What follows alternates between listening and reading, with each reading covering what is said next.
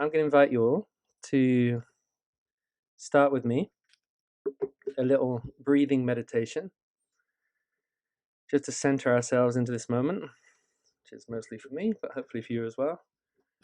So coming into a nice, relaxed position inside yourself. Take some nice deep breaths in through the nose, out through the mouth.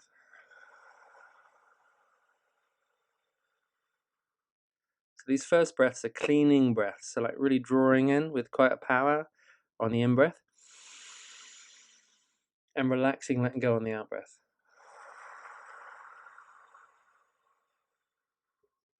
So however your day has been, see if you can just draw it all in on the in-breath. And releasing, letting go.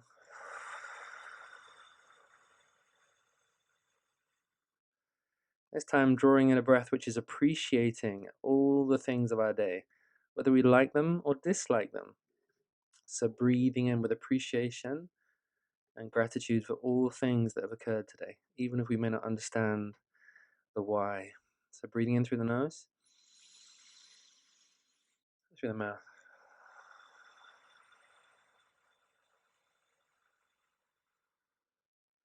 With this breath, really inviting in beautiful relaxation into your mind to start. Nice relaxation in your mind, in your thinking, softening all the thoughts. Breathing in.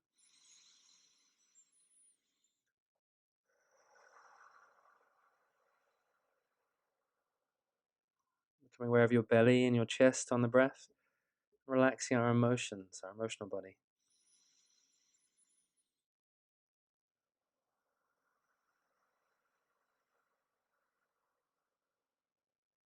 Even softer breath now, just come into our sensations and relax.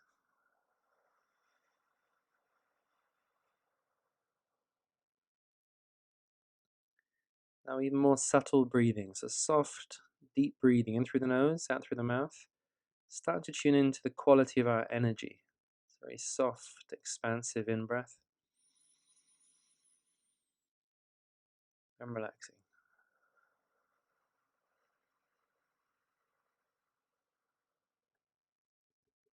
So I'm going to invite you to use your hands if you like to.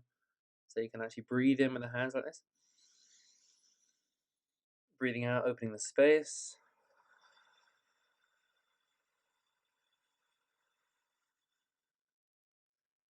So really invite you to connect to the breath of life now, drawing in the breath from around you and relaxing.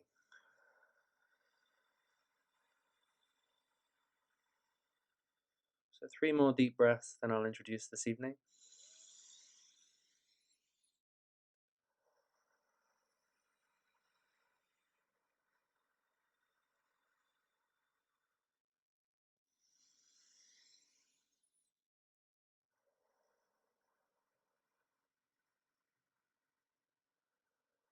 This last one, just full of appreciation for being here and now.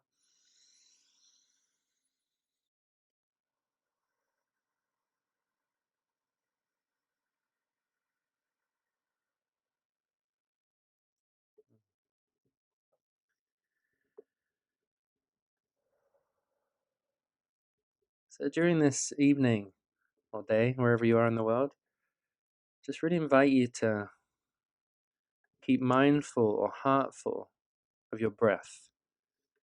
So just being aware of breath and how breath expands our awareness. This capacity for breathing in life and relaxing and letting go. So the subject this evening is presence. So maybe I'll just begin with a little introduction of me and why I'm offering this new vision, new view challenge. So thank you very much for showing up this evening, and all those who will see the recording later as well. Very welcome.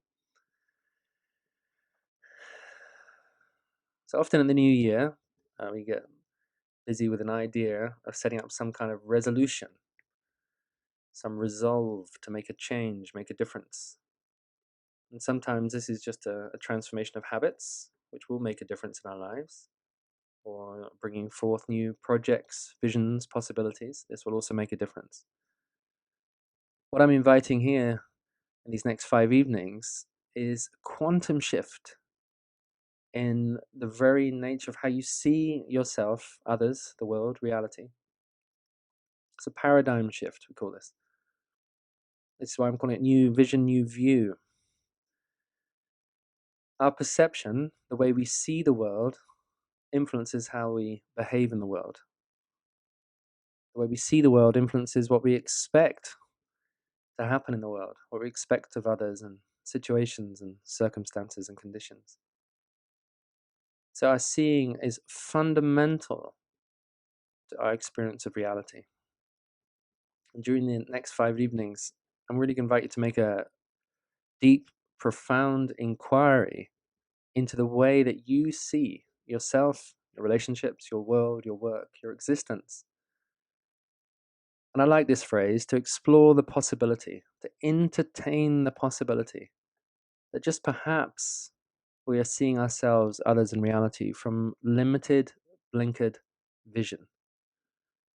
And as we start to notice this, identify this, see the cause of this while we're limiting ourselves in our view, gently, gently, gently, we start the process of alchemy or metamorphosis.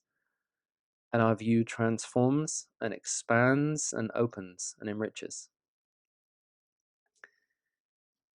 Now, just to let you know, we are live on Facebook here, which is where you're seeing this, and I'm streaming on Zoom.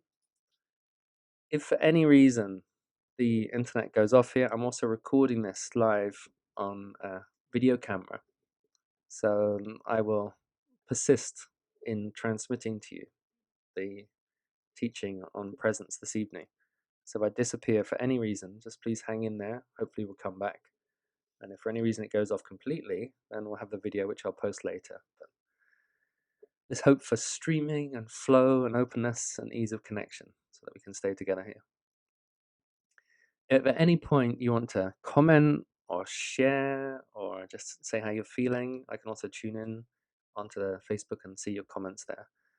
Or if anything I say provokes a question, so please feel free to interact. It'd be lovely to see some comments and interaction from you. The way I propose to do this evening is to share some teachings and share some practices, and also invite some space for reflection if you want to comment and interact in some way, and to speak as slowly and as paced as I can to enable you to really deeply listen to what I'm saying, not just from the mind, not just from thinking, but from being.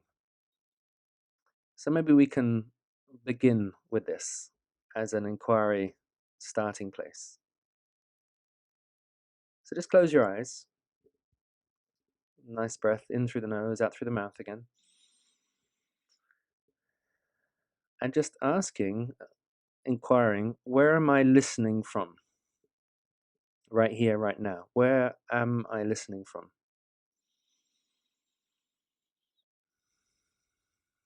So just to start the process of inquiry, it's possible you're listening from thinking or feeling or sensation or curiosity or openness or judgment or opinion or resistance. So I just invite you just to compassionately notice, without doing anything about it, just noticing, where are you listening from right now?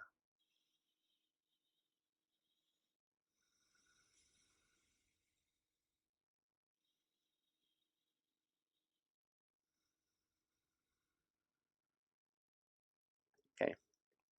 And as some of you know, I've done quite deep study in shamanism and other aspects of deep work. So I really invite you to this principle, which is shape-shifting. This capacity to listen from a different perspective, a different view.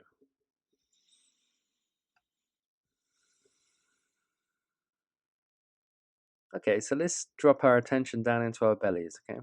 Which are often associated in an animal, in a child, our emotions, right into the guts of who we are. Just like Nice big breath, big belly breath. Just want you to imagine you got a nice big pair of ears down here in your belly. Nice consideration of listening from the belly, listening from your guts.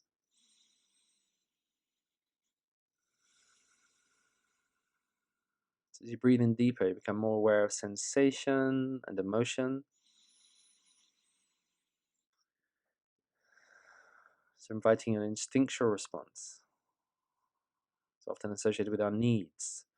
So let's consider this possibility of listening from need right now.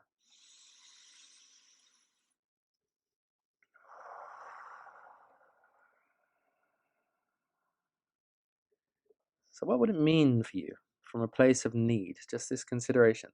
What would it mean from a place of need to be present? Who would have to be present from a perspective of need? So we're not talking about philosophy, we're not talking about theory or abstraction or any ideas or beliefs. In this fundamental relationship, here and now, just to consider your need perspective, your need intelligence. I'm really welcoming in this delightful place of presence that lives inside your belly. And I refer to this as our inner child often, or inner animals, our instinctual nature, our embodied awareness. If you want to type in anything in the comments about something that occurs for you when you listen from need, does anything come up for you?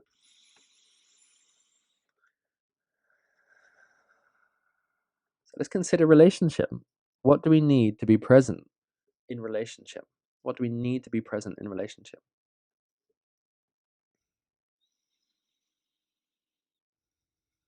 So let's imagine the possibility of good feeling, something in the atmosphere, in the vibration of the connection with another. So when we're present from our bellies, feeling, breathing, opening, a foundational need-based perspective is engagement through emotion, through feeling safe, through feeling the warmth, through feeling the energy of the other. Thanks, Lindsay. Connection. So let's consider this connection through the belly, through feeling, through instincts. Thank you, Libor. Safety, yeah. But really grounded. Something about our presence. We're talking about our inner animal, inner child now. What shows up as being necessary in the foundations of this relationship right now that we're having. This warmth, the simplicity of it, the ease of this. And learning more and more and more to trust in our foundational instincts. It's like if the belly contracts, then there's a fear response which is arising in presence. Listening to that, listening to the nature of the contraction. Is it idea based? Does this person or situation remind us of some traumatic event or uncomfortable event in the past? Or is it an immediacy? There's a tiger in the room, it's time to leave. Is there a genuine fear based contraction? That's something in our cultural context. This is something I want to bring in this evening, and we'll bring in over the next evenings as well, is that the very sea of consciousness and energy that we're swimming in is somehow polluted or distorted by, some people call this the matrix or the conditioned reality. There's this distortion that we're swimming in, that we're existing in, that colors our perception. So certain colorings would be when we overthink things, for example. So here we are, we're connecting right now. I can't see your faces, I can't hear you, so I'm just trusting the vibration of this connection and sensing you're listening right now. And inviting a transmission across time and space so that we can energetically engage with each other. We're also going to refer to this about the quantum heart field as well, how it's possible to have this engagement. But just dropping into the human animal perspective, need perspective, really invite us to do a deep honoring of our needs. What do we need? We need safety, we need comfort, we need warmth, we need energy, we need atmosphere. It's a very grounded, physical knowing. So we can call this root awareness, okay? We can call this the roots of presence. Just really invite you to take this in image now of the tree. Okay, so the roots of presence is our groundedness through our belly. So let's take a breath now. Let's take a nice big breath from the belly up to the chest and then opening. So you can point your hands at the ground, drawing the energy up from the earth, through the belly, through the chest, opening towards the sky. Close your eyes and start to visualize yourself as a tree. Drawing up, opening through, opening out.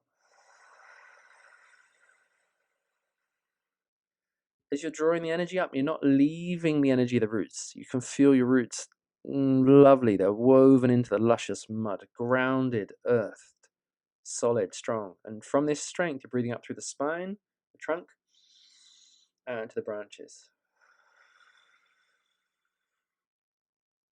So I said just now about shape-shifting. What enables shape-shifting is the shape-shifting of perception. Shape-shifting of perception, the way that we see things. So very simply there, we're moving our attention from our belly to our chest and up into the branches. Now one way you can do this is just keep bringing the hands up and opening. So you're literally energetically shifting your center of attention from your belly into your chest and then into the space, out into the space. Consider what your life would be like if you had an ease of capacity to shift your attention. So just to say that again, ease of capacity just to shift your attention. So the principle of life goes like this: wherever you place your attention, energy goes. Where energy goes, your experience happens. Okay, so where you place your attention, energy goes. Where energy goes, it animates, activates the experience of what you're focused into, what you're focused upon. So if you're deep in your belly, deep in your emotion, deep in an entangled emotion, for example, and you find yourself looping around this, jealousy, envy, pain, resistance, upset, suffering, it's looping round and round and round. Instead of necessarily talking about this, or even doing catharsis to release this, one possibility is also just shifting your attention to another spot in your body, in your being. Now, this isn't avoidance, this is just the capacity to move attention from one place to another place to another place. And you're gathering new resources, new energy from different environments. And then you can bring your attention back down into your belly from these other resources and bring blessings there. So right now, we've just invited the energy to come up through the belly, through the chest, and into the space. Okay, so we're starting to open through the chest now. Now in the chest, we operate from very different functioning.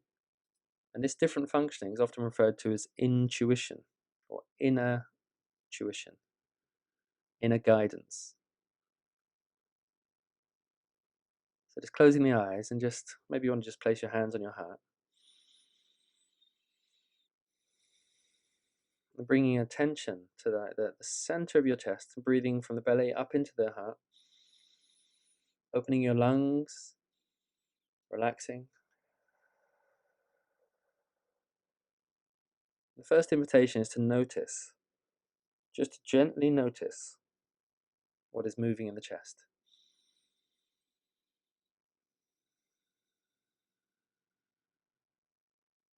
What do you become aware of as you breathe into the lungs, opening up?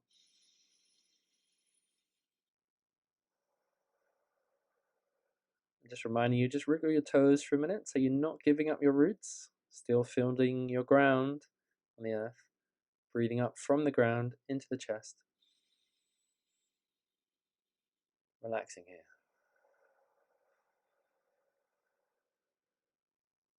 So you're shifting your attention to the middle of your chest, the energy is going here, the breath is going here. You're starting to activate awareness around the chest.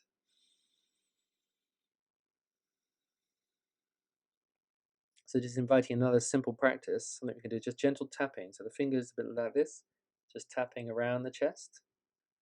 You're familiar with this, EFT? It just helps open up the energetics in this area.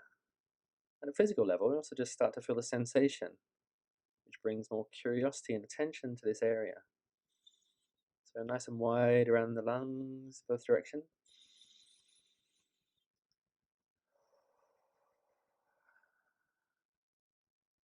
So I'm just sharing with you just a very simple process of shape-shifting. We're shifting our attention from the belly into the chest. So we've breathed up. We've added an image of the tree, the trunk, expanding from here. We just started tapping a little bit. And just one other energy we can bring in as well, just simple sound. Okay, so very simple sound, ah sound. So you breathe in. Ah.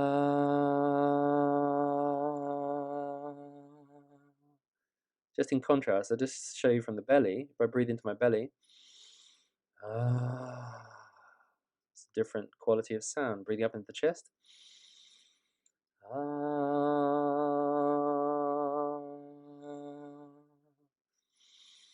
or just even more relaxed way, ah. So it's practicing that. So you're bringing in tapping, sounding, moving attention, visualization. All of these things add to your capacity to shift your attention. So if you also want to just engage for a moment, you can just type in a bit on the comments. Is there anything you start to notice in your chest? What happens is, or did you notice a shift in the quality of energy, the quality of experience moving from the belly into the lungs, into the heart region? So as you're listening, just really invite you to keep breathing into the chest. You can get opening here if you like. Keep the activation of the chest. Keep opening the chest. Yeah, the more you open, the more you activate, the more present you come here. So the topic this evening is presence. And what we're looking and exploring with is our capacity. Yeah, more spaciousness. Fantastic. Welcome, Simone. Thanks again, Lindsay. So as we name these things, spaciousness, just opening into that as well. Just like keep expanding that. So all of us now, let's just breathe in, center of the chest, and then opening.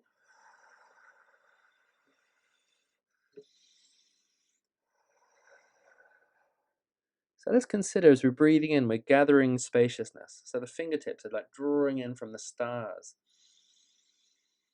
Right into the middle of the chest. There's a little pause. And then there's an opening. And just feel we're sending back the energy of spaciousness. And now we're drawing in more spaciousness.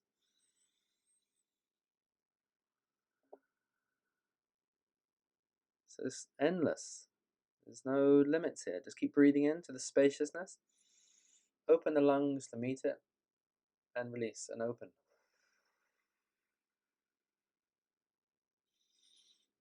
So as we're here, eyes open, present, breathing, it's very, very possible to remain in spacious awareness. Okay, I just want you to consider this. I asked the question at the beginning, where are we listening from? I could have also asked, where are we existing from? So let's contrast this so you can feel and sense the difference. If we're in a contracted state, so contracted in some emotional turmoil or looping thoughts, or there's pain, physical pain and tension in the body, sensation is keep drawing our attention there. So if we're in a contracted state of awareness, it has our attention, it has our energy, and it creates and manifests and amplifies that experience. So by shape-shifting our attention through breath, through moving our attention, through visualization, through tapping, through sounding, this capacity to move our attention, we enter, within a few moments, spaciousness, expansiveness, boundlessness, limitlessness, unconditionality. So this consideration, just by shifting our attention, we can open into a new realm, a new possibility. Now, when you're in spaciousness, imagine you can be in spaciousness in the feeling, the sense, the energy of this without even needing to name it. So just sensing, feeling, energizing, opening. It's a very tricky thing, this naming, because the minute we name something, sometimes we can create a contraction, like, oh, I've understood it now, and that's the end of my spaciousness, because I now have the understanding of spaciousness. Krishnamurti, a wonderful teacher, I read lots of his books and watched lots of his videos. He invites a process looking without naming. Equally, you could say listening without naming, or sensing without naming. So, of course, I'm talking this evening, we're writing some messages, but let's see the words and the messaging as a little bit of like the playground. It's just quite superficial in a way. And what we're engaging with is what's under the words, what's under the writing, what's under the emotion, what's under the sensation, what's even under the energy. As we're approaching this inquiry, what is the nature of presence? Where am I present from? Who is present? For me, it's not a goal orientation, like, oh, I must arrive in this in-depth, expansive, godlike presence. It's not arriving, it's not a standard, it's not expectation. It's just an open consideration of possibility. What could my life be like if I'm not living from contraction? If anyone wants to respond to that question, please feel free to do so. Yeah, Eliza, great. In your mind before, now listening from your heart. Fantastic. Yeah. So also, as I'm speaking, I also invite you to open up your listening into the quality of my voice and the consideration, where am I talking from? Where am I communicating from? I'm not attempting to give you a series of ideas or abstractions. I want to give you a transmission of something you can feel and recognize. Yeah, wonderful. Expansiveness. So I'm going to invite us to treat language and words and beliefs as playthings. Okay. And this, as you're probably aware, if you listen carefully, is a real huge paradigm shift, because many of us are addicted to our words, our expressions, and our beliefs. And we've learned to define ourselves by these. We create a prison of them, an ideology of them, an institution of them, a religion, a politics, a philosophy, a science of them. And we live inside the container of our own constructs. Now I'm inviting you to consider belief as a playground, as poetry, as a child's play, as an attempt to communicate the infinite universe in language, as a game.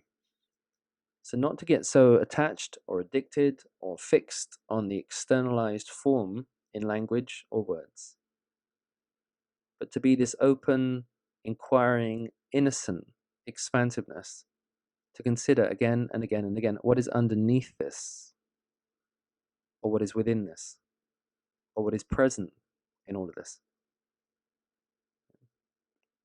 So just drop in the image of the iceberg, that we have this like mountain of presence that we all are, and we have the ocean, and what appears on the surface is this like tiny little spectacle, a little point, and this we can call the human personality.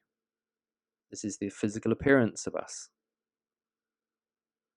Now, the grounding paradigm for a long time now has been just observing this little pinnacle of expression on the outside. This is a materialist or a reductionist view. So it's this consideration that I'm just a physical body, that I'm here as a personality, a construct of thought, belief, memory, story. I have a name, I have a history, and this comprises all that I am and all that I ever can be. And in this regard, viewing this pinnacle of expression on the tip of the iceberg, I have a name, a social interface, and this egoic sense of identity. And because I so believe this, or have been convinced to believe this, I live inside of this. And I see other people living inside of their limitations, their stories, their beliefs. and we do this thing called consensual reality, where I look at your image, you look at my image, and we agree upon meeting in the images and judging each other for our images. If you agree with this or see this, please also respond. Love your interaction. Thank you for commenting, those of you who have already. So this image-based sense of an identity and how we get into this gameplay with each other. You're a this, you're a that, I'm a this, I'm a that. And we join clubs based on our images, based on our ideas, based on our beliefs. Because we have this idea, another idea, that there's safety in numbers, there's safety in shared belief. Now I'm saying to you, all of this entertainment, surface entertainment, if you like, is just the tip of the iceberg. And it's been the convention, the fashion of the species for a long, long, long time. And it keeps us in a state of limitation and contraction. Now, what I want to show you and share with you and transmit to you over these next few evenings, 5 evenings, is that we are the whole mountain. Yeah, the visible and the invisible. That we are both the appearance of limitation and the expansiveness, spaciousness, boundlessness of presence. We are all of this. It's not either or, it's an and. So just take a moment and just invite you to visualize whatever you consider to be the tip of an iceberg. And just tune in to this cold, chilly, frozen tip. And just transport yourself to this tip with a consideration, this is how I've been living my life. I've been living my life as a tip of an iceberg. And you look around, you see loads of other frozen tips, a few penguins, a few polar bears, hanging out on your tips, but essentially frozen, chilly, bleak. I love icebergs, by the way. Been to Patagonia, so it's not completely my truth, but just for this imagination, tuning into each other as tips of icebergs and considering this is my identity. This is your identity. Just breathe into that. Breathe into that and just notice how that feels in your body.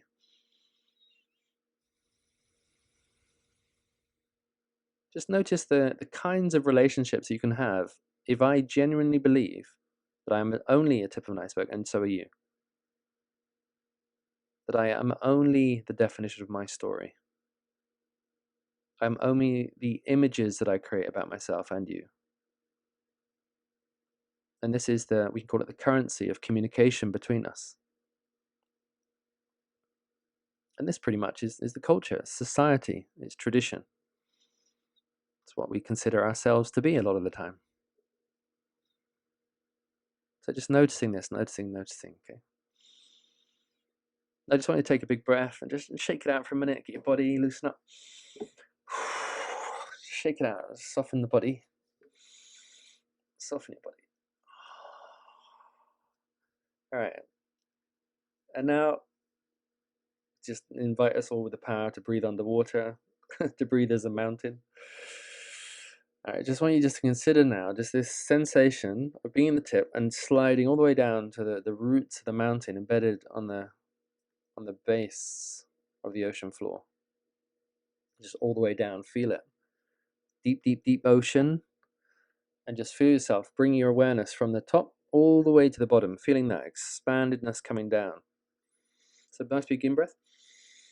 From this tiny contracted tip, feel it expanding now. You can use the hands if you want, all the way down, down, down, down, down, down, down. Until you're at the bed of the ocean. And then breathe in all the way up. And just become aware of this huge, like, volcanic mountain. Be mountain. So we breathe into this fullness.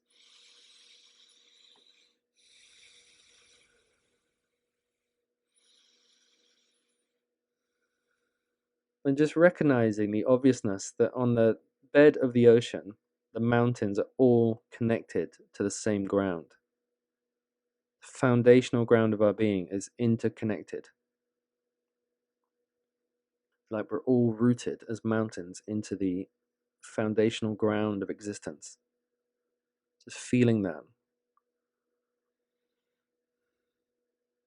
Now, holding this awareness of you as a mountain, as the totality of an iceberg, hold this awareness of allness, holistic nature, completeness. I want you now just to shift your attention to the tip of the iceberg. Yeah, maybe you want to open your eyes for a minute. Shift your attention to the tip of the iceberg. And now imagine looking out from the tip of the iceberg, knowing you are the entire iceberg, the entire mountain. So you're looking out with connection. Okay, so just breathe in now. Feel the roots in your feet, in your body, but in the roots of existence. Breathing in, opening the eyes, breathing out, and staying connected. Staying connected. Now, I'll just give a few words to this, okay? Please keep writing on comments if you feel to. Anything you're experiencing or feeling or questions, anything else you want to look at. This sense of existing as the totality. Like this unconditional presence. It's a presence without condition. It's your wholeness. And it always already is. Your foundational experience is as the totality of the iceberg. The totality of your being. You are always this. Always have been this. Always. You just isness. This I amness. This totality. And this consideration that from this I amness, from this wholeness and completeness, I have been living in a tiny little box defined as this outer iceberg, this material form, this social identity, this likable or dislikable personality, these behaviors, these repetitive thoughts, these contracted emotions. I've been living as this I amness within this tiny, tiny, tiny, tiny, tiny, tiny, tiny contraction of an idea of a self. Okay. Yeah. Wonderful. Yeah. So just staying really aware, switching on your awareness, just to really notice this difference of perspective, this difference of view. To live as a contracted self, belief, story, history, memory, opinion, expectation, judgment, interpretation, all of it, all of it, all of it. Living your whole life inside of that contraction. And then coming into a state of what we can call meditation or ecstasy or bliss or awareness or shamanic journeying. There's 1,000 tools that help us become aware of our expansiveness. And then recognizing we can be all of this in the depth, in the middle, on the outside, on the inside, and on the surface. Yeah. Okay, so many of you know Esther Hicks, who's the guide channel for Abraham.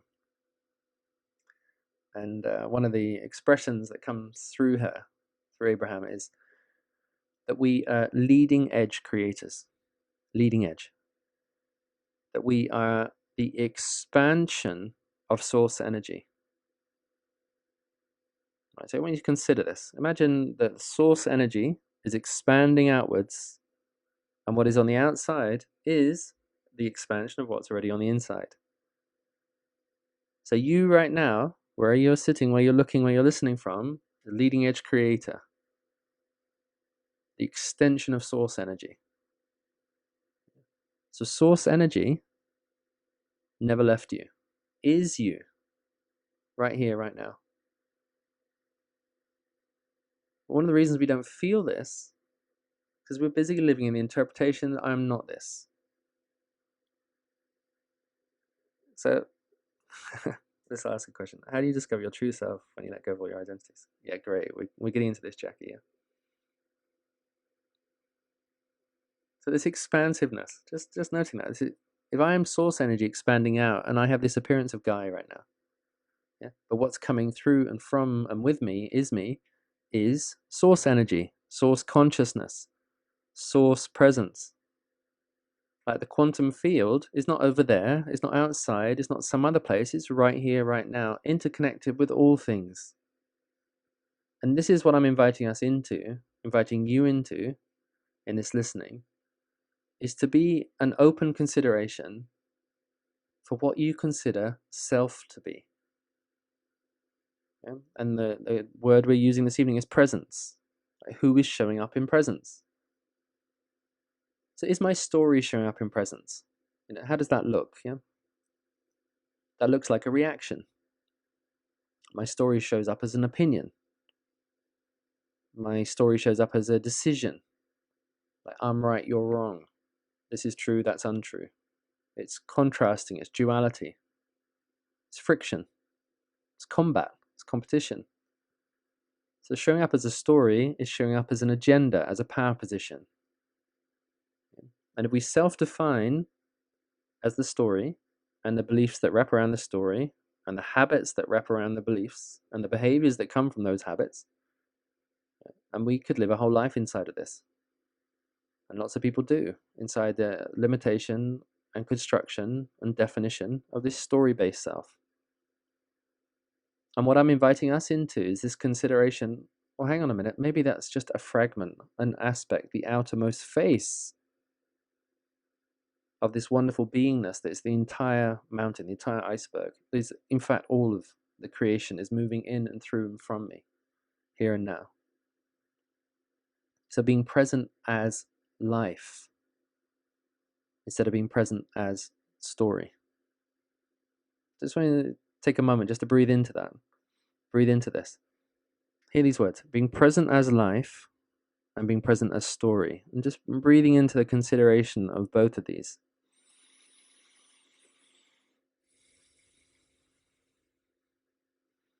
Let's invite you, if you also want to just type something, what would it mean to you in contrast? What would it look like if you could live your life from the perspective of life living, as opposed to the perspective of a story-based, interpreted, judgmental, opinionated, belief-oriented sense of self? What would it give you in your living experience to live from the presence as life instead of an idea of life? So just breathing into that. Breathing into your aliveness right now. Let's connect to the breath. So just imagine and feel and sense this breath coming through the toes, through your whole body, out through the branches. See yourself as a magnificent tree of life. This is you, your totality, roots, trunk, branches, buds, flowers, fruits, all of it. An abundant tree that you are. Breathing in as one tree.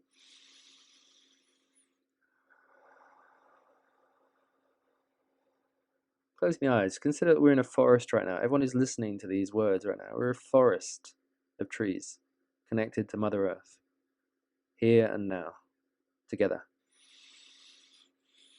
In breath, the forest is breathing. Presence is breathing. Life is breathing.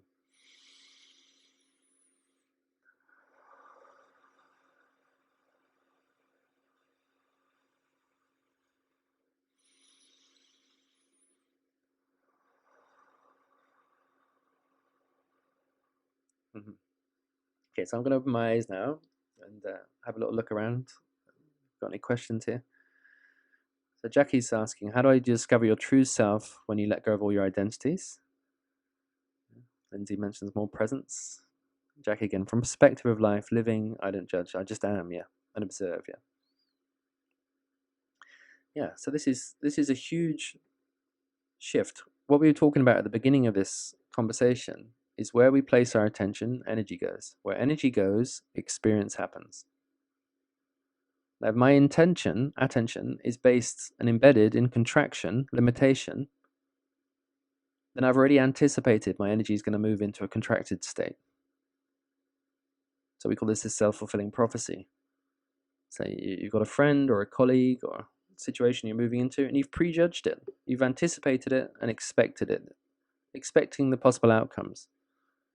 What you don't realize is you're also contributing towards the possible outcomes by expecting them. We're projecting our limitations onto circumstance, onto people, onto situations. because we're so busy projecting it, we don't notice that we're doing that, and we believe the circumstances are happening over there instead of in our perceptual field. So I just want to give you a tool that I use. I call it the spectacles or the glasses of perception. All right, so just imagine you got a pair of glasses right now, and they're brilliant 20/20 vision glasses. You put them on, and these 20/20 vision glasses, you see reality as it is. Clear, bright, precise, lucid, luminescent, radiant. You just see what is, as is, from what is into what is, with no distortion, no coloring, no confusion. You just see what's here, what is present. You observe, you feel, you engage with the isness from isness. This is great. 20/20 vision. Okay. Okay, so we're going to take these glasses off right now. You want to get a cheap pair of glasses on that. You know, the lens is not quite right. It's a bit muddied. It's misted up. We put these glasses on. It's a bit colored, perhaps. It's like some of these kind of glasses you might buy at a festival. It's got like a yellow lens, for example. And when you're looking at these glasses, everything you see, for example, is yellow. Right? Now, if you didn't know you had a pair of glasses on, you'd say the world is yellow. It's yellow. Everything's yellow. Yellow trees, yellow tent, yellow grass, yellow everything. I'm yellow because you're looking through the lens of yellow. All right, so let's change the word yellow for fear. Okay, so I'm looking through the lens of fear. I'm anticipating worry, concern, judgment, opinion. I'm compressed and contracted. I'm anxious, depressed, fearful. Let's stick on another lens. Stick on a happy lens, okay? Positive thinking lens. Still a lens. It's a nice pink rose tinted lens. You look out and everything appears beautiful. It's colorful. You interpret everything through this positive outlook. But it's still a lens. Okay. So let's take these glasses off. Let's even take off the 20/20 vision glasses. And just looking out with 20/20 vision. Looking out. I should say 20/21 vision. The upgrade, the up-leveling, the recalibration of vision. To look out from wholeness. To look out from wholeness. To see clearly.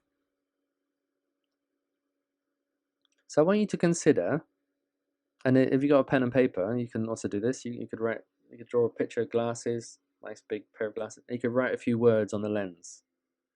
Things that you believe are true. Things that you're committed to, that you're right about. This is the way it is.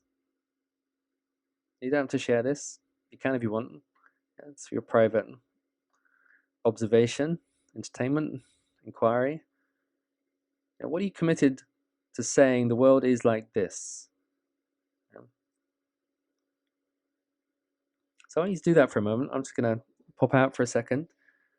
Write down on a big pair of glasses some of your attached, defined, committed beliefs. Okay, I just want you to do that to start with. So we start to notice the color on the lens.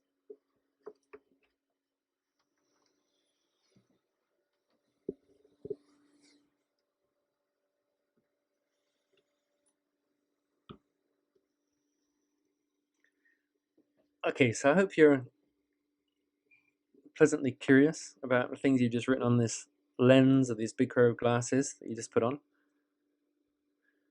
And the reason I'm asking you to do this is so you can start to notice what's on your filter. To start to notice how you're filtering this experience of reality. And also start to notice where you are having self-prophecy, where you are expecting things to happen, and they happen, or you interpret them in such a way that they conform to the beliefs of what you expect to happen. So we call this exercise the lens of perception. And the way it operates is I put the glasses on, and through these glasses, I see the world through the colored lens of belief.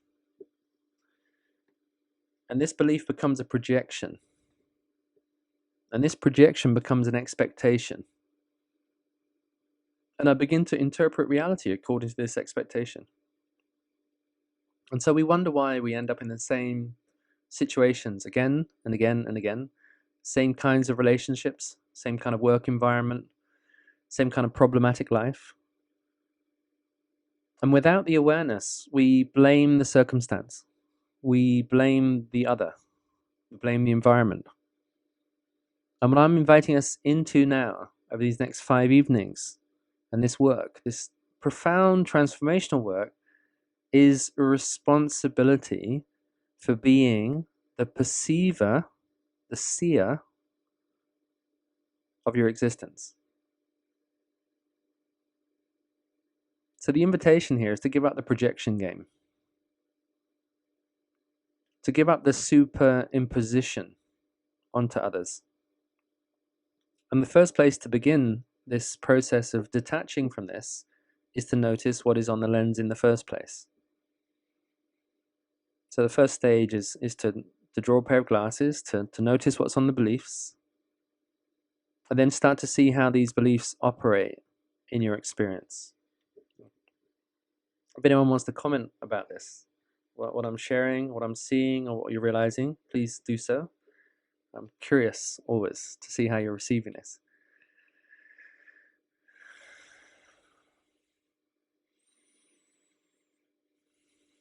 So as I mentioned earlier, Krishnamurti one of his teachings is to look without naming. And what he's referring to here is looking without the interpretation, looking without the story, looking without the belief, looking without the filter.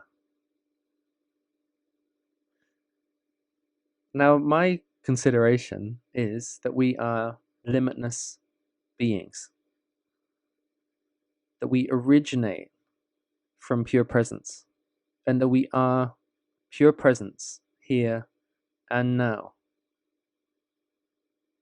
That what's considered in quantum physics to be the quantum field, I think Einstein might have mentioned this, or friends have mentioned it like this, that the quantum heart field, which is another word for life force or God or goddess, great spirit, great mystery, that we arise from this. And whatever we arise from, we are. So just to give you an image and a picture, ocean and a wave. So we have oceanic awareness, the allness of the ocean, which is all water. And then we have a wave rising from the ocean, and it's heading towards the shore. So what we consider to be the human personality, the human identity, is like a drop of the wave that's rising from the ocean, heading towards the shore of expression. Just imagine for a moment being a drop of the wave,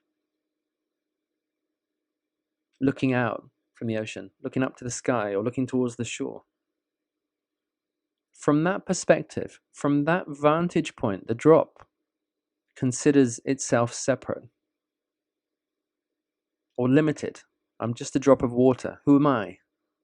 This is what we consider in our experiences low self-esteem, or confusion, or fear. Survival kicks in because we're interpreting ourselves as a limited identity. I'm just a drop of water, just the tip of the ocean, rising as a wave, about to express on the shore. And what's intrinsically present for this drop is death, the fear of death. It knows itself as the drop, and it's about to be thrown into what looks like the sky to hit the shore. And some people approach their life, live their life moment to moment to moment, as if they are a drop about to hit the shore, this impact of what's coming, this doom and gloom of what we're living in, or what we're anticipating we're about to live in. So I want you to what's called reverse engineer the process now. And this is also one of the secrets, if you like, or guidances around meditation. Now just imagine we can just stop the video for a moment, and the wave is not hitting the shore, with a little drop of water at the tip of the wave, and we now reverse engineer, we rewind the video, and the wave merges back into the ocean, and then merges into the experience of the totality of water. Now, this is how meditation is. So meditation on the isness of our experience is to have this living oceanic awareness. Now the ocean produces waves, and the waves arrive on the shore of the breaking edge of reality. And this is beautiful. But it's always, always water. We are always, always, always life. Now, if you choose to put your attention on the tip about to hit the shore and the fear, survival, separation, duality, and everything that goes with that self-definition, that's a pair of glasses that you're putting on. And everyone around you is attempting to reinforce that pair of glasses. Yes, you're this limited being. You've got no potential, no worth, no value, no self-esteem. You won't make up to anything. I'm a coach, and I hear these stories again and again and again and again from hundreds of people.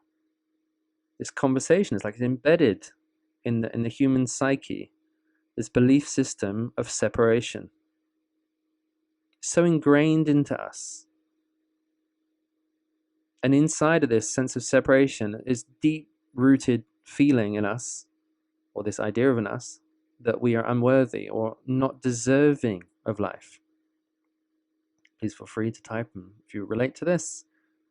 And what I'm presenting here is this is a cultural narrative, not specific to any one culture, but to the human interpretive civilization of thought, belief, orientation. It's like a mass hypnosis that you're born from original sin. I mean, where did that come from? That you're born as separate from existence, that you were thrown out of the garden.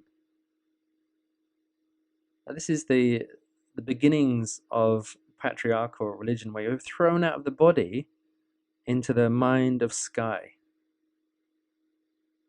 We're thrown out of feeling, sensation, energy, and presence into the realm of ideas. Okay, so this is something I really invite you to breathe into and breathe with. This narrative that we've been living in for thousands of years, a few thousand years. That somehow we're not God. Somehow we're not life. We're not love. And we're undeserving. We have to seek it. If you're seeking for love or seeking for life, you have a belief, an intrinsic belief that you're separate from it. Why would you seek something if you already are it? Now, how many of us here have got hungry and desperate in the seeking for something? Love, money, sex, ambition, material conditions. The seeking of, the belief it's over there, one day, someday. Never quite arriving in these horizons, can't ever get there in these images from the future. I'm saying to you, this is all part of the construct. It's all part of the matrix, all part of the hypnosis, all part of the conditional reality that is attempting to convince you that you measure up to not much. That you are a dual being, separate from existence, unworthy of love. Now, I don't know about you, but I am done with this story. I've seen behind the veil 1,000 times in my meditations and journeys and ecstasies and bliss moments to reveal into and as myself that I am life. That this is my authentic foundation. This is our authentic foundation. We are alive. This is the realm of truth, where life is pulsing, coursing, vibrating through our veins. Feels like a Robbie Williams song right now. This sensation, we are in aliveness and always have been. But we've been denying this state of aliveness, this full state of presence, by keep telling ourselves the story, I'm limited, I'm nothing, I'm not worthy, I can't have. I'm going to invite you the next few days, if not right now in this moment, just to recognize the complete boredom of that story and untruth of it. Like to really recognize this is not your reality. This is a superimposition of beliefs. of conditions that somewhere along the line you've absorbed and joined forces with and come to believe it's true. So let's just remind us of the principles of the quantum heart field, nature of reality. Where we place our attention, which is where we place our focus, our energy goes. Where our energy goes, our experience happens. If I keep placing my attention that I'm a limited being, don't measure up to much, I'm worthy of love, my energy is going to go into that and animate that construct and project from that construct and interpret from that construct and experience from that construct. So I become my own prisoner of my limited focus. So let's consider again being the mountain, being the iceberg, being the ocean, being the oneness, being the life force. 2020 vision, seeing out, feeling out, sensing out, energizing out. The state of communion, common union. The purity of presence. That who is here right now, in me, in you, in everything around you, is life. So let's just take a little breath into this, shall we? Breathing in. Breathing out. Invite you to take all the glasses off. Just take the glasses off, put them down, put down the sword, put down the shield, put down the defense mechanism, put down the interpretation. Invite a surrender of limitation. That's the only thing that's happening in surrender. In truth, there's nothing to surrender to. You already are it. Surrender is a game of the ego. Freedom is a game of the ego that believes it's imprisoned and has to do something to get out of it. Surrender is the same thing. I have to surrender this to get out of it. And for a small piece of time, as you detach yourself from the limitation, it can feel like this. I'm now free. I've broken free. All you've actually done is drop the idea that you weren't free. You just drop the interpretation. So I want you to consider this. You are already freedom. You are already love, wisdom, beauty, truth, all of it. All of consciousness, all of energy is you right now, right here. Always has been. Cannot not be. Okay.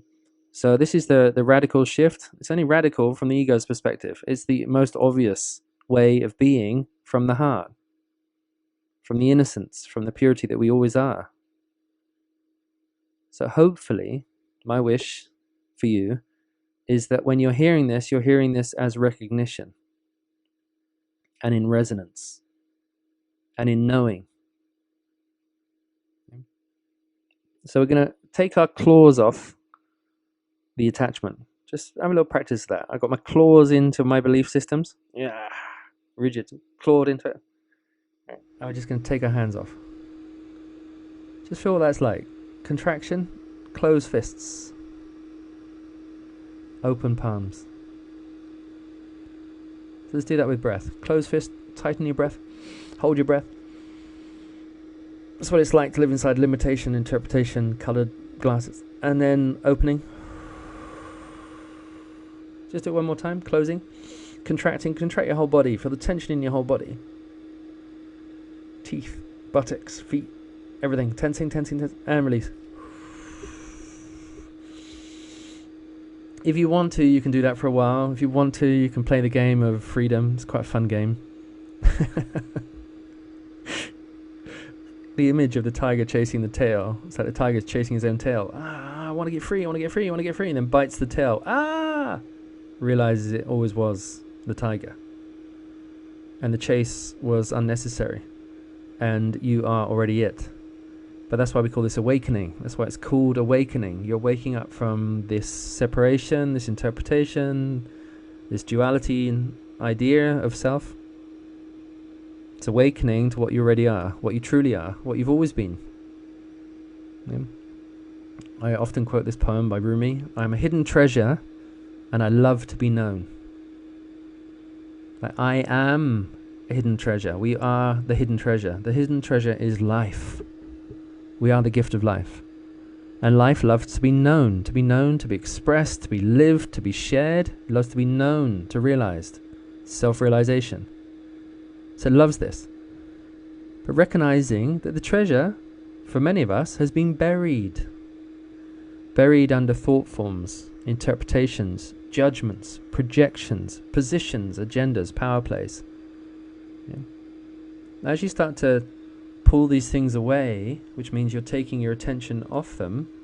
So if I'm not living my life as a power play, or as I'm right about this, or this belief is true, or I must see it this way, if we're dropping the rigidity, just dropping it, it moves off, and the treasure reveals itself. In Tibet, they've got a beautiful word, it's called Norbu. It means the diamond heart. I love this, like Norbu self, this glowing, radiant, multifaceted diamond that we are and always are, is already here. And the process, or the experience of the process, the undoing, the unknotting, the unwinding, the experience of a process of freedom is this releasing of the attachment to limiting beliefs. So we can call this a transitional phase. Transitional. We're transiting from a limited perspective of presence, from a conditioned perspective of self. We're transitioning into a more expansive. Now you might notice, and might have noticed in your life, often what people do is they don't drop the attachment to belief, they just change beliefs. So you change a negative belief into a slightly more upbeat belief. Some people call it a positive belief. It's still a belief. And it has a modification. It has a minimal impact on your experience. In your self-identified limited experience, it might have what you consider to be a big impact. But in the scheme of reality, it's a minimal impact. You're just changing one belief for another. One scientific view for another, one religion for another, one philosophy for another, one political system for another, changing allegiance. You're just changing belief systems. Just moving around the mental sphere. It's not very deep, it's very superficial in fact. You just keep changing pairs of glasses. So I want you to start to notice where you've been seeking, where you've been changing one costume for another, and really we're just changing the scenery. We're not realizing the essence. We're not realizing we are the life force. So just breathe when you're hearing this, because sometimes we're superbly attached to this, what we call knowledge. We've built a nice comfort zone for ourselves in which we think we know things, in which we feel ideas of safety.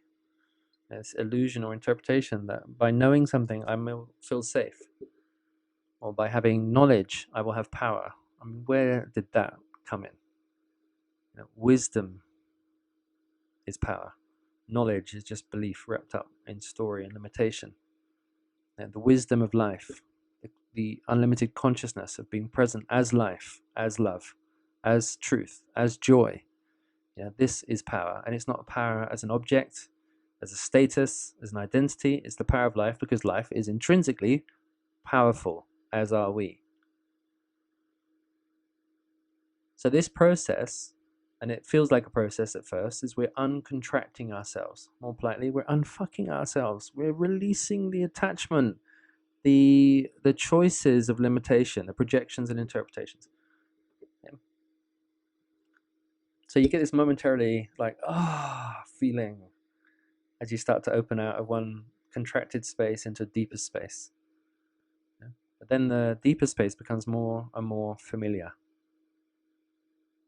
Hopefully, as I speak to you tonight, these 2 hours, if you can bear with me, 10 whole hours of Gaia over the next week. I will make videos of these talks so you can watch them at your leisure if it's too much in one go. But just really invite you to allow yourself to gently uncontract yourself into the natural freedom that's always already here. This hidden treasure doesn't have to be hidden anymore.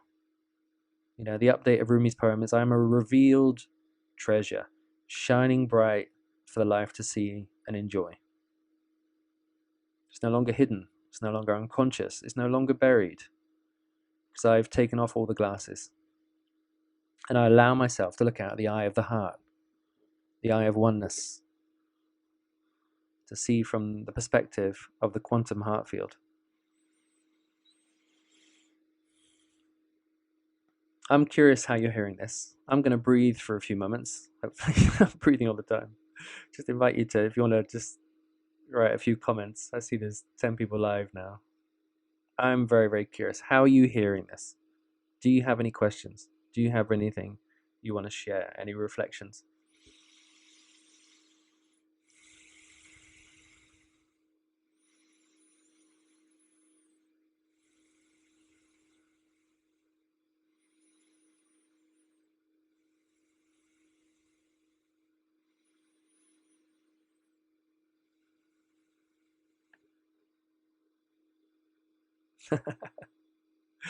Yeah, lovely.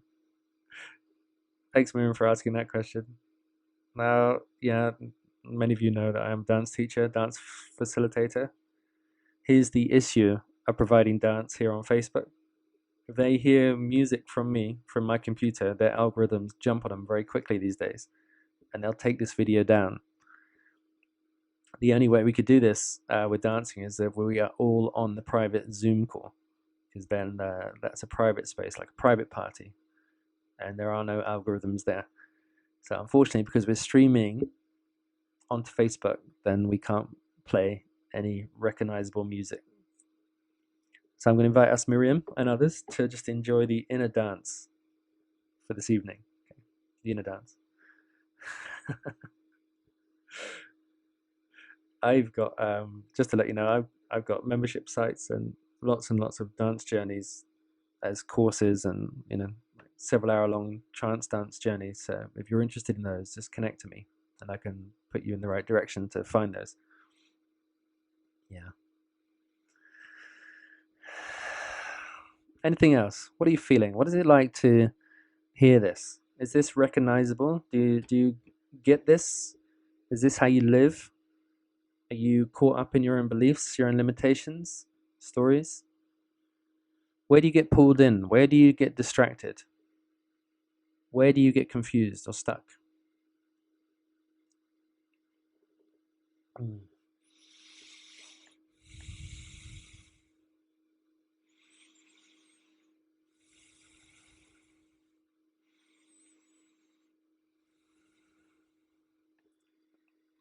Okay, so I'm going to carry on talking, but if you've got a question, you write it, I'll read it and respond to it if it comes, okay?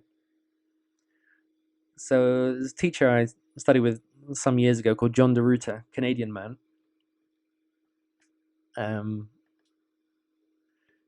Yeah, Simone, I was just responding to that just now with Miriam. If we play music on here, then Facebook will take it down because its algorithms are super quick these days. So this teacher, John DeRuta, he talks about surface bodies and considers thinking, feeling, sensation as a surface body or a surface vehicle. And the being that we are is operating through these vehicles. Okay. So I just invite you to just consider this, try this on as an approach, see how this is with you. So thinking is a vehicle, emotion is a vehicle, sensation, energy is a vehicle. And these are often called bodies, esoterically, in metaphysical language, that we have multiple bodies. Yeah. A vehicle, an instrument, is something that you move through or move with, express through, utilize. Now, the deeper consideration here is who is the being, who are you, within all these vehicles. Okay, so I'm just giving this as a description to you, which is different to the iceberg descriptions, different to the wave in the ocean description, but we're really pointing to the same thing, the same experience, is that your beingness is playing right now, Guy's beingness is playing through the vocal cords, through language, through feeling, vibration, sensation. In the meditative inquiry, we start to explore attachment and identification.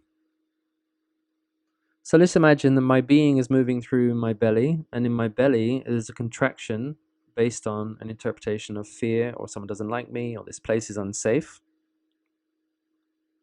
And so my beingness is moving through a contracted state.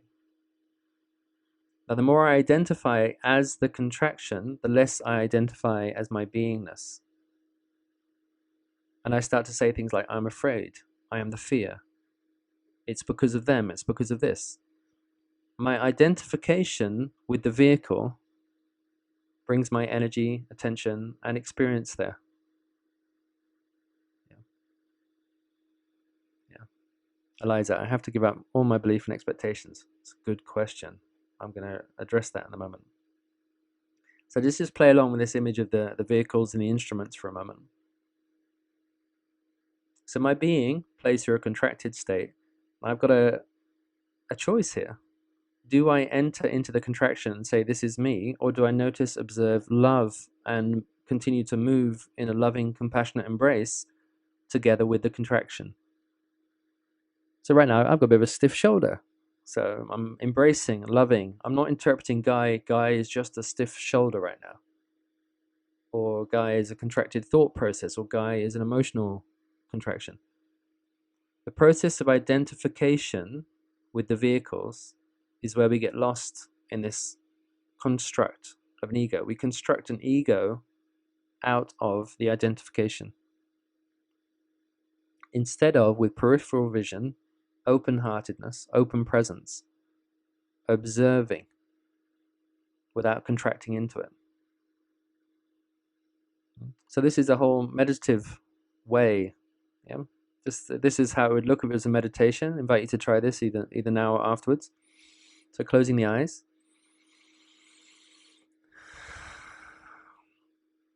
So I want you to breathe in, begin from this beginning place, this oceanic awareness.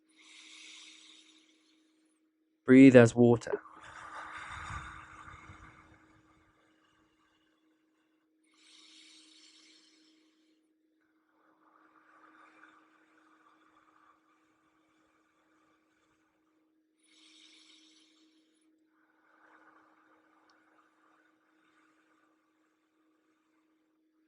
So as you're breathing as water, start to notice waves rising.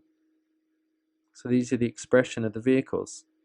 The vehicle is still part of water, but it's expressing through this waveform called a mind, or a sensation, or emotion. They're still part of the oneness. So the vehicle is not separate from the life force, it's just an extension of it. So start to notice, let's enjoy for a moment the extension of this wave, which is what we call mind, this capacity to think and to express and to language. So right now, consciousness is able to manifest a mind to communicate through, and at the same time is able to manifest another mind to listen to that mind, to then descend underneath the mind back into the oceanic awareness.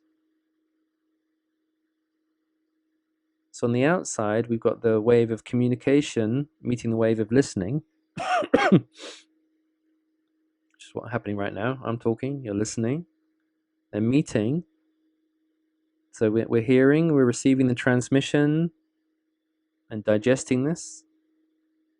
And then both of us are now returning back to the ocean. So just invite you to get used to that movement. We are the ocean. We're constructing this vehicle of a mind for the entertainment of listening and communicating. So we're engaging there in the play of, and it's often called the Leela, or the divine play, the sacred play, the play of mind through language and communication. So we're meeting with these words, and now we're releasing the words and falling back into the ocean of beingness. And this also connects with what I expressed earlier about what Abraham says, that we're the extension of the source field.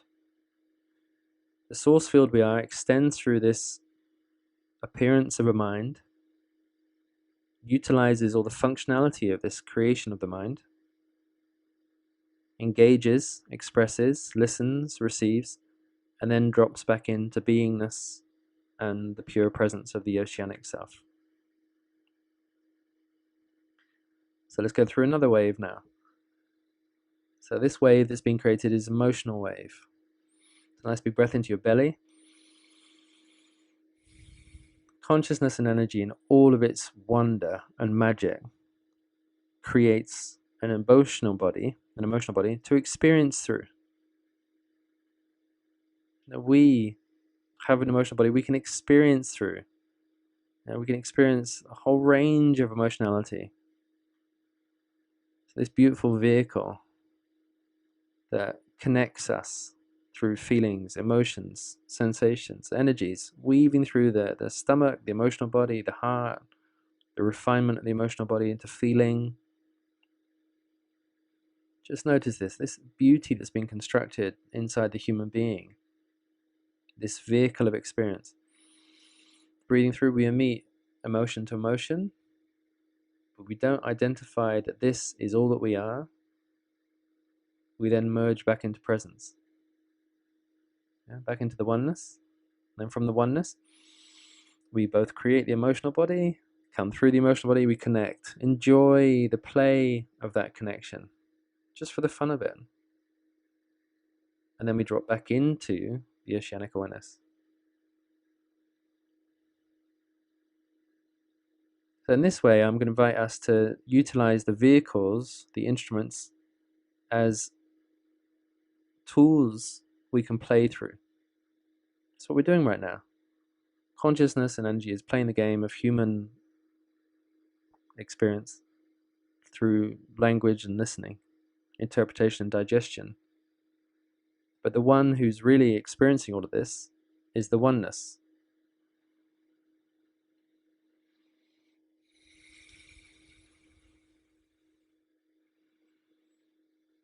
So at the end of these little speaking moments, just invite us just to breathe back into the ocean, as the ocean, the totality.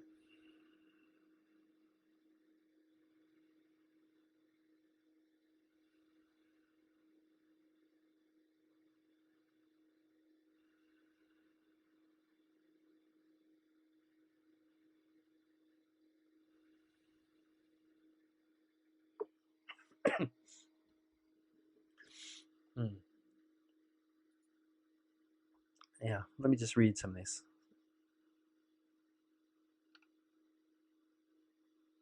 So what Jackie communicates here is, what is the purpose of human life if you are completely story-free and identity-free?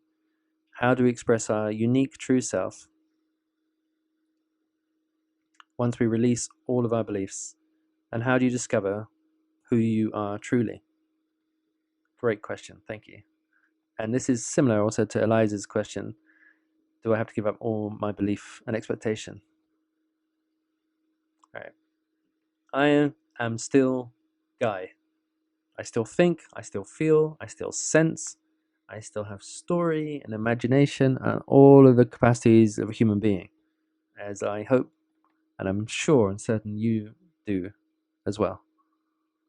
Okay, so we still have all of the faculties, all of the potentiality, all of the gifts, talents, abilities, and resources.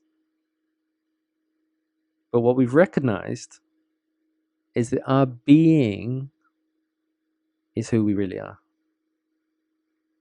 This is why I love the description of the being and the instruments, the vehicles of expression. So my unique sense of self is really the coloration of the instruments. That's the only thing that gives me my uniqueness. And it's a lot. Martin Luther King said we're all the same, but different. So the way I receive this is that we are all the quantum field, the heart field. We are the life force, the love force. But because of this particular body, this particular construct of the mental vehicle, the emotional vehicle, the sensorial vehicle, energy body, there's a uniqueness through which consciousness and energy manifests. So what I'm inviting us into here is knowing the nature of belief, knowing the nature of mind and emotion and sensation and energy. And this consideration that these are vehicles to express and experience through. The only thing you're giving up here is your attachment that you believe you are the vehicle, that you believe you are your thoughts or your emotions or your sensations or energy. It's like you're freezing the wave and saying, I'm that. That's what I am. So we often freeze ourselves and say, I am this story. I am this habit. I am this behavior. And people start to recognize us according to these frozen beliefs and repetitive behaviors. Now, what I consider and feel to be a free way of living is to recognize I am oceanic consciousness and awareness and energy and presence moving through the vehicles that have this appearance of Guy. But I'm not attached to the thoughts. I'm not attached to the emotions or the sensations or the energies, and I don't define myself by them. So are we giving up belief and expectation? My invitation is to give up the attachment to the belief and expectation that it's true. To take away the power from the belief and expectation as a self-defining instrument and utilize it as a beautiful, eloquent, poetic vehicle of communication for this moment.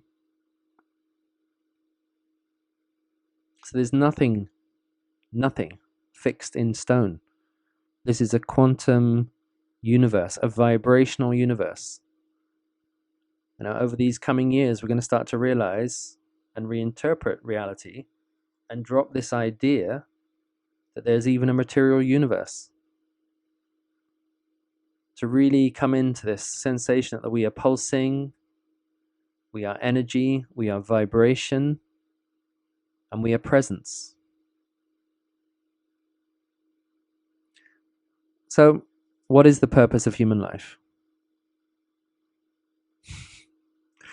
To respond to that, to respond to this purpose, is to recognize that most ideas of purpose are ideas of purpose, which are based on philosophy or ideology or religion, someone else's expectation. Let's have a look at this. What are the standards that you set up inside yourself? The images, the ideas, even the aspirations and goals. What are these standards that you have this idea that when I arrive at that, then I'll be happy, then I'll be enlightened, then I'll be loved?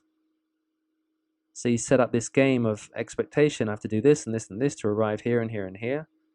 And you're forever chasing something. Right? Now, this is often being constructed into purpose, as if purpose has a path.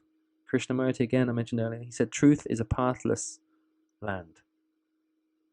Because any path is a definition. Now, just for clarification, I run a school called the Dancing Heart Path. And my way of understanding the path is it unfolds before my dancing feet. So it's a path of revelation, moment to moment to moment.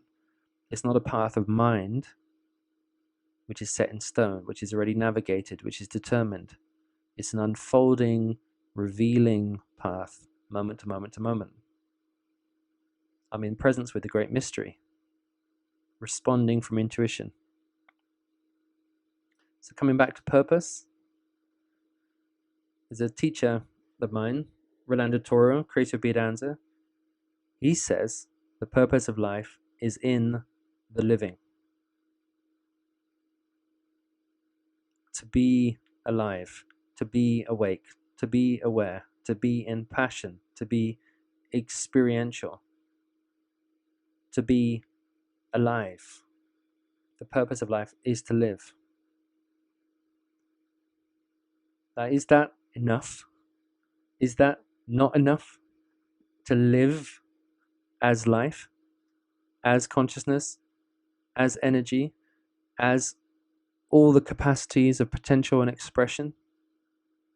There's this dropping of seeking, that one day, someday I'll become this, then it will have meaning, then it will have significance. What I'm inviting us into is giving up the chase, giving up the search, giving up the exteriorization of God or mystery or purpose, and coming back in to the depth of the quantum heart field that we already are, the life field that we already are. And when you come back into your sense of aliveness, like for example, when you're feeling really love or happy or joyful, you're not asking questions, what is my purpose in life? You're usually only ever asking questions of what is my purpose in life when we're feeling lost or confused or distracted or upset or lacking or surviving. It's usually coming from a place of lack, that conversation. Like, I need a purpose. I need some meaning. But the one who's asking that question is one who's interpreting themselves as limitation and lack. And this is what we looked at earlier in this conversation this evening. Is wherever we focused into is what we become temporarily. So it's a self-fulfilling belief. If I believe I've been lack and need purpose, then that becomes the game.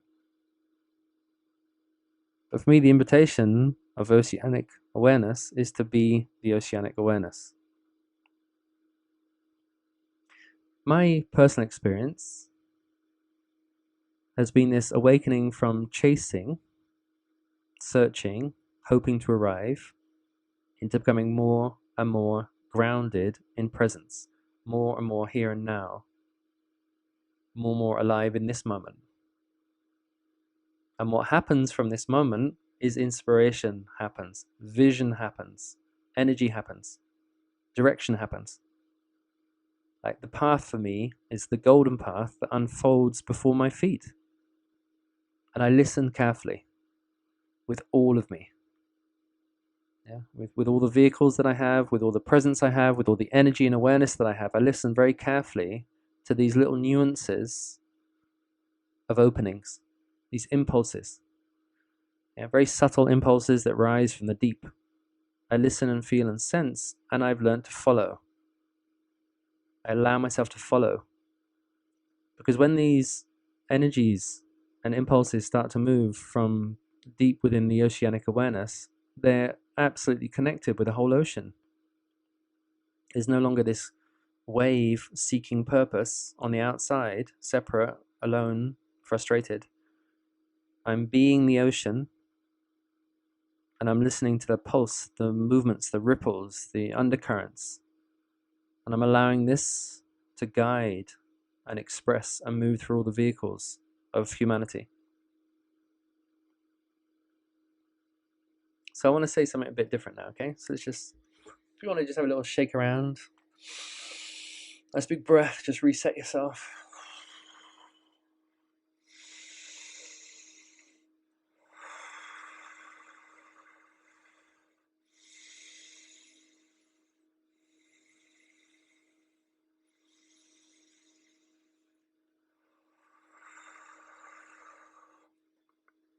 Okay, so just a quick recap. And while I'm speaking here again, if you've got any questions, things you want to share, please. We've got about another 15 minutes on here today. So what I'm sharing about presence, just as a quick summary. Life becomes a dance. Yes. Life has always been dancing. Always. We just weren't noticing it. We were busy doing the non-dance. Or I can't dance. Or it's not allowing me to dance. Life's always dancing. That's why there's unlimited patience in the life field. It's not even patience. It's just, in a sense, it's waiting for this contraction to expand, to merge in and as itself. Yeah. When you drop the attachment, when you drop the identification, you just become that which is already here. So let's keep remembering, I'm a hidden treasure that loves to be known because I've been buried in all this stuff. And the culture's been burying me and tradition is burying me. And it's not been burying me, I've been believing in it. My perception has allowed myself to be buried. I'm taking off the glasses, taking off the lens. I'm uncluttering, doing a spring clean in my thought process, my emotional process, my energy process.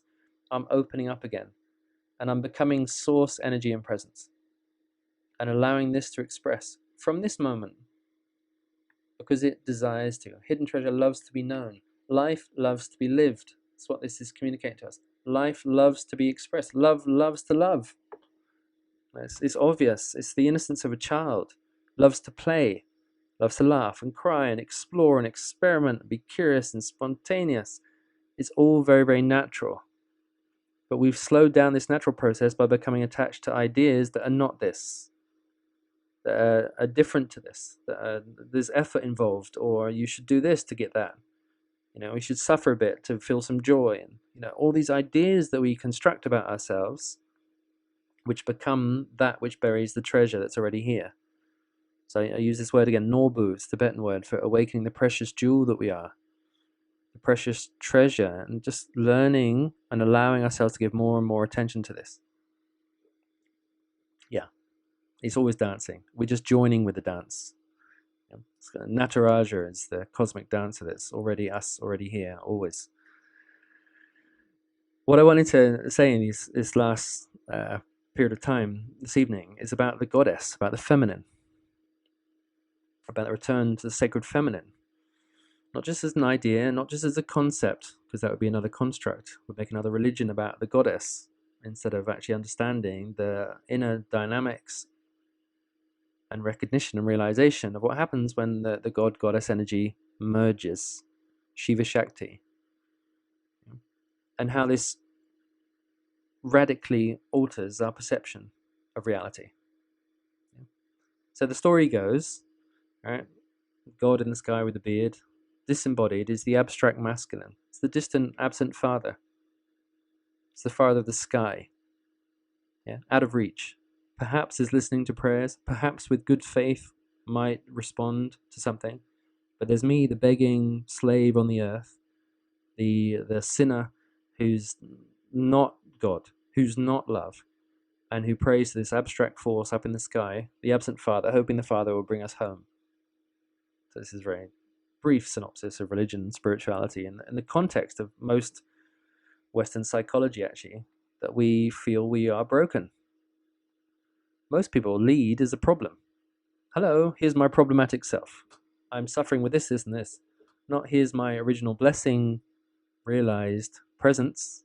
I'm here to give and share love like a fountain. Now, we normally orientate towards problematic awareness, looking for solution, problem to solution. What if we could shift that, recognize we already are a living solution, soul in action, and always have been? Shift of awareness, shift of attention, shift of energy, shift of realization. So, in regard to the God-Goddess conversation, if we have got lost in the entertainment of this abstract Father God, then we also adhere to the gods of science, to the gods of belief. Anything we externalize, it becomes abstract.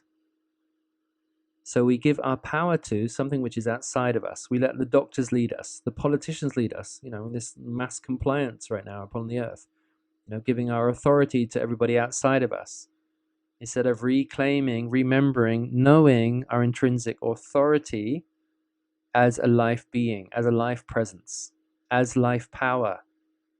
Nothing can take you from this. Nothing, because we are this. We are all this, fundamental, ground of being. Now, let's bring in the conversation about the goddess. There have been times on this earth where matriarchal religion was celebrated. And it doesn't mean matriarchal religion was celebrated without adherence to the gods of the sky, this integration phase. What does the matriarchal goddess approach give us? It gives us the immanence of creation. Okay. When we embrace the goddess, we embrace Mother Earth, Gaia, Pachamama. We embrace our own bodies as a living extension of the life force. So there's no embarrassment about sexuality, about emotion, about feeling, about physical expression. There's a warm, loving, natural, innocent embrace of all of this when we allow ourselves to be embodied. Embodied. This is the incarnation of the goddess presence. Embodiment. In our embodiment, we allow ourselves to feel, sense, have energy and presence. We feel our aliveness. The goddess never left. She's here now. She's you. She's me. She's everything. Is the form of creation. Shakti Kundalini, the aliveness of life, is the very thing that we experience as a human being. So this is foundational. The goddess, and they call this, is immanence. That means she's here now, never left. There was never a duality. There was never a separation. There was never original sin. There's only original blessing. Blessing, blessing, blessing. Creation, presence, incarnation. Now, this is what happens as we start to bring our attention to the goddess energy. Now, we are the tree of life. Roots, spine, branches, buds, flowers, fruits, shelter, warmth, compassion. Tree of life. We are both the roots and the branches. We are both God and the goddess, the masculine and the feminine. We are the capacity to enter the realm of abstraction, but without leaving our embodied experience. We can talk about ideas, we can talk about philosophy, we can talk about future imaginations. These things are abstracted, they're not in our present, here and now time reality, but in the communication and collaboration between these two forces, there's a complementary nature, a complementary dance. And this is what we're going to get into tomorrow when we talk about potential, is our natural multi-dimensionality. Wonderful, your womb is responding. Thank you. Very happy that you can feel this. It's relaxing to us all human beings when we remind each other it's good to have a body. It's good to feel. It's good to be present incarnate in your human experience. And to notice all the things that are attempting to lead us away from this.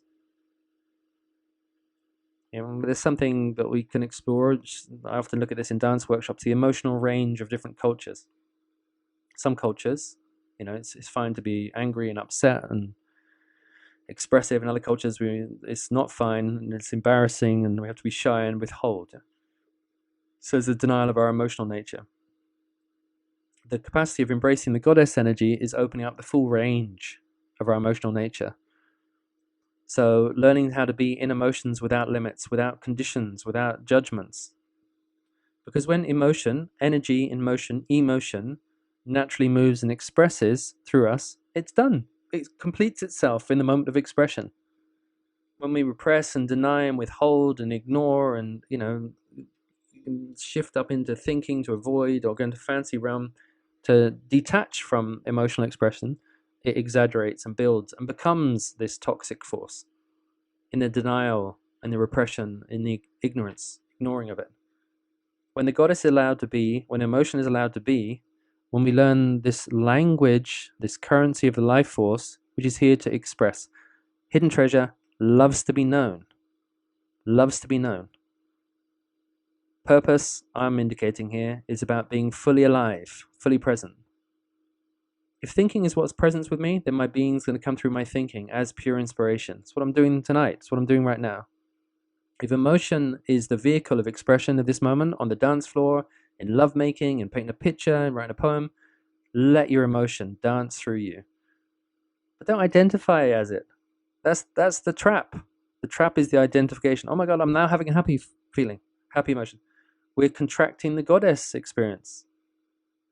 We're naming it and containing it instead of having the experience. Let it live through you. When it's done, and the next wave will rise. We don't have to be afraid of what's coming next.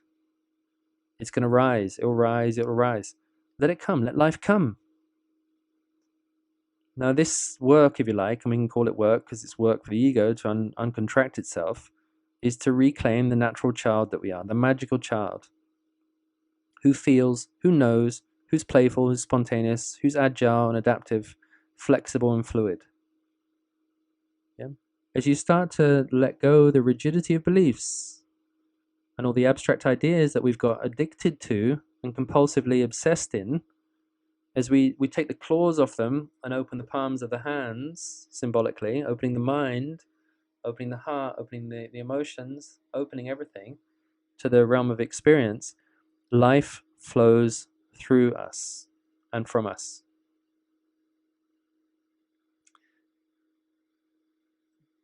Freud, and this is very, very simplistic interpretation, okay? So apologies to all those Freudian experts and Jungian analysts. Very simplistic distinction I want to make now is that Freudian energy, in one interpretation, my interpretation, is this repression of the sexual force, control of this, denial and contraction. I have to, the mind over the body. That's the energy there. The mind has got to stop the body from having this sexual desire, fantasy, and I've got to control and maintain and get on top of this. Okay, this is one school of thought, is the contraction of energy, the dominance of energy. It's a bit like whenever you want to go on a diet, mind over matter, must stop eating this and that and do this and that. It's like this control and domination of the body. That's the masculine dominating the feminine. That's the denial of the feminine goddess, this over control of the body, this dominance. Another school of thought, Jungian, and Wilhelm Reich talks about the libido, the freedom of the life force to move.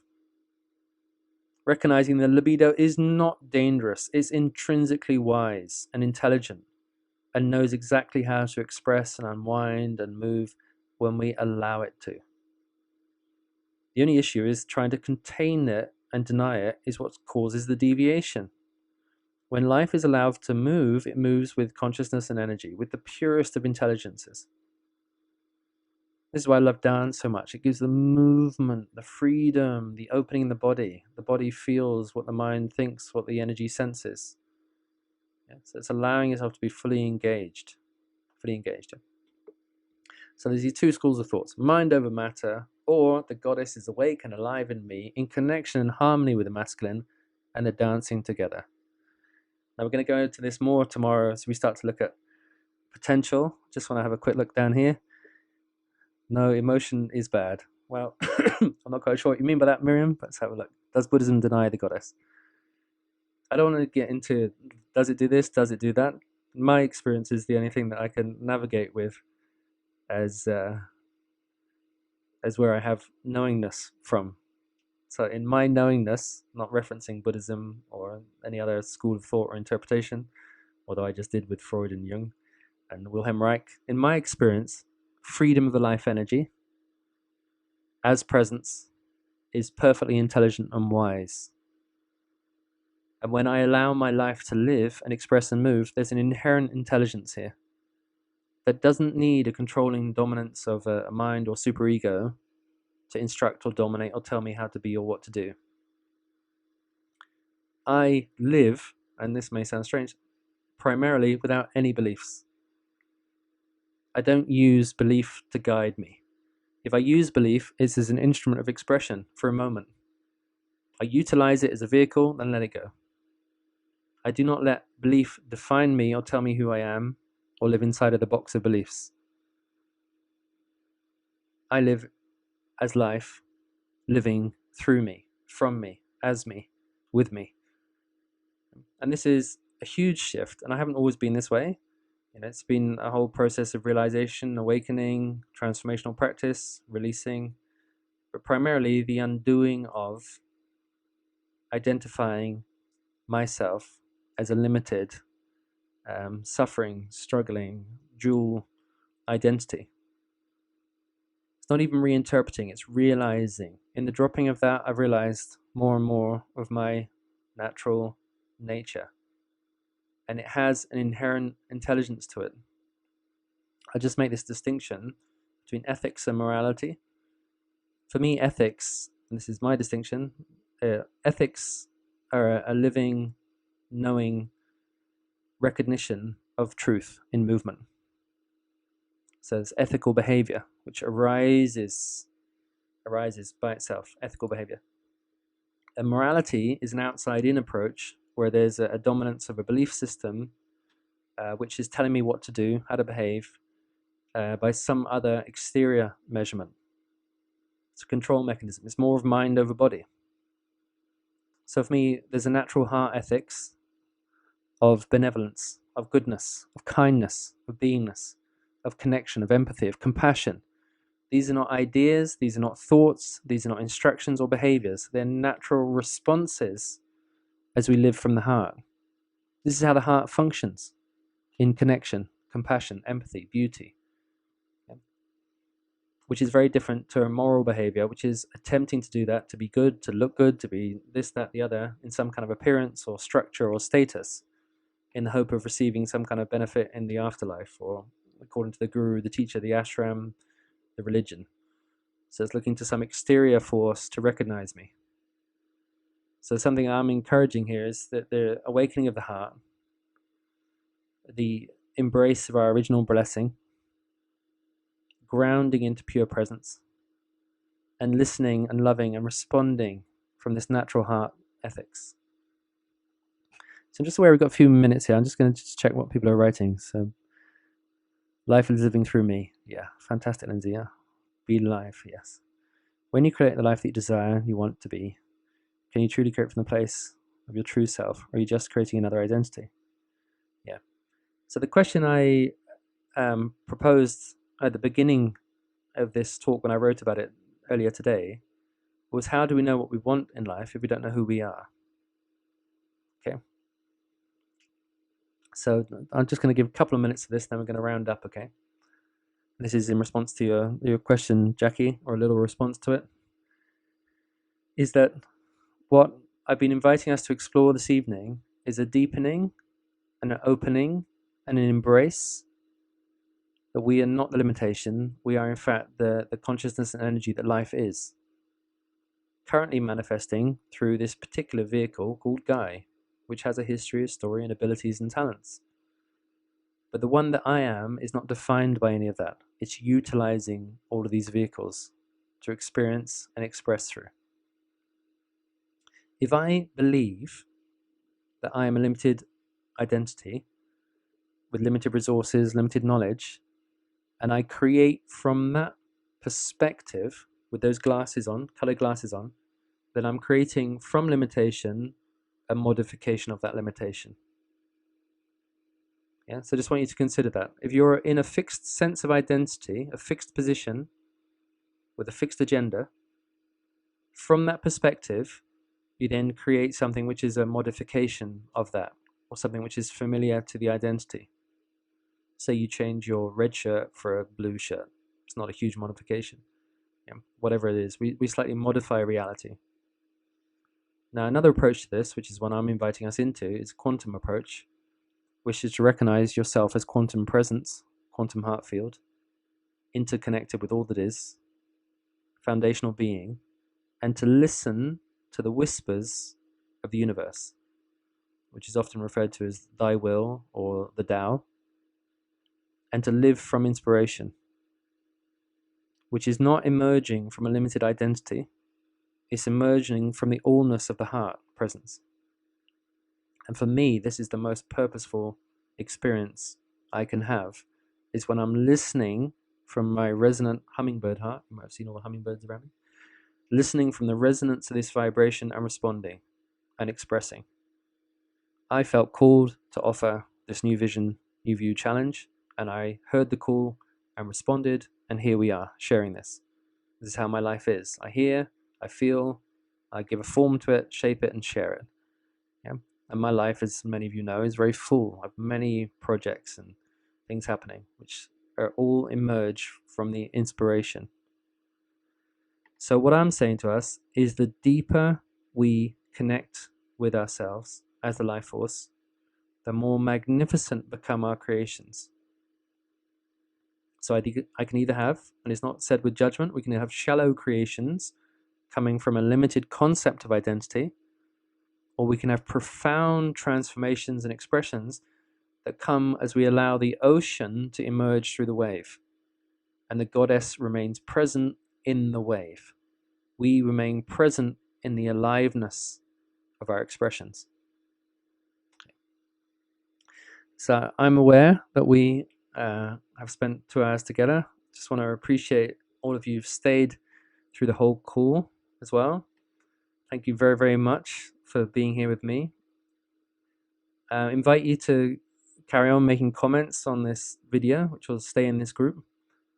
And if you've got questions to ask, you can either ask them on this comment thread or send them to me personally, Guy Barrington, just to indicate the next few days. So today was about presence. Tomorrow is about potential. The next day is about vision. The next day is about intention. And the last day is about action. Thank you, Christina. Thank you.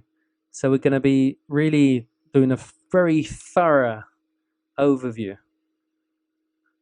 And something I want to share, which I've shared on many posts, is I've been working on what I call a workbook, a playbook. And it's, I've already written 40 pages of this. And I don't want to stop writing it just yet. I want to go through this week and to fill it out and keep rounding it off.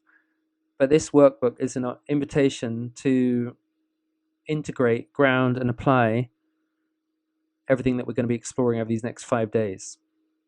And I'm asking just £22 for this. As you know, I'm offering this for free. This is my work. It's 10 hours of my time. It's something I love to do. And at the same time, I also need to live and feed my family. So any contributions at any point in any way are most welcome. But I also want to offer deep value for you. So this workbook is one thing. And I've also got a video course, which I was counting out the videos today. I think there's like 40 videos on there on conscious creativity. I'm only asking £33 for that. Yeah? Or just make a donation. Anyway, feel how it is for you, what's present for you, what's able for you. And if you want to contribute something, that's very welcome. And it's even a great contribution for me if you want to just share this group link with your friends so they can also experience this over the next 4 days and beyond. Yeah? So thank you very, very much, everybody, for being here. Yeah, wonderful. Yeah. Yes, the work, wonderful. Thank you very much. And look forward to see you tomorrow. I'll be here the same time, 7 till 9, and that's in CET time. Have a beautiful evening. Lots of deep breathing. And let everything that's being shared settle in you. Invitation, maybe even make a journal over the next few days. Yeah, start to just see how you start to respond and open with this work. And I want to hear from you. So if stuff comes up, please comment on this group. I want us to engage and connect here. Okay. So saying goodbye to you all now. Lots of love, and see you tomorrow. Bye-bye.